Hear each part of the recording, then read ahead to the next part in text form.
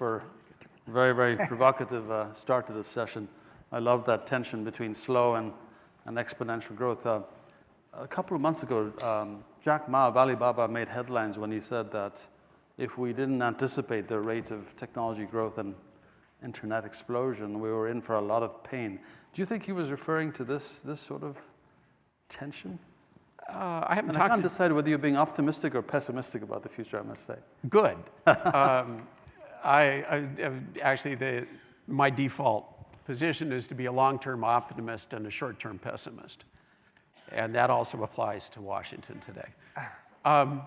Yeah, no, well, I mean, of course, Jack has done very well from Moore's Law. And I think that what you're seeing in China at the moment, and Jack's a really wonderful, very thoughtful man, that the big challenge is dealing with the waste products of success. That's always been Silicon Valley's challenge. We've been in danger of drowning in our own waste products for about 30 years, and we somehow managed to survive.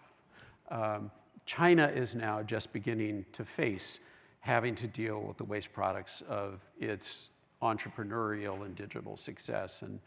And I think there's a sense with people like Jack that Chinese industry is going to have to step up to that. We're going to take one or two questions on this theme from the audience or from Chip, and then we'll turn to you. I'm dying to hear him. Well. Okay, so I'm taking a question from there. Yes? Jack Mormon, U.S.-Japan MedTech Frontiers. So, Paul, I don't know whether it was a fortunate or unfortunate choice, but your slide with the leukemia drug, the headline was price, and of course, what you'd been talking about were cost. I don't believe from our more recent experience and from our historical experience that prices for those kinds of things follow a exponential curve downward. Do you want to comment on it? This question was not a plant. I think you put your finger on exactly what the big question is.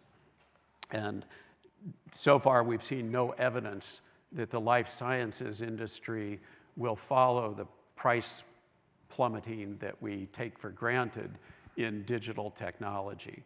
And even if we do, imagine for the sake of argument, this is where I see the challenge that comes from this stuff.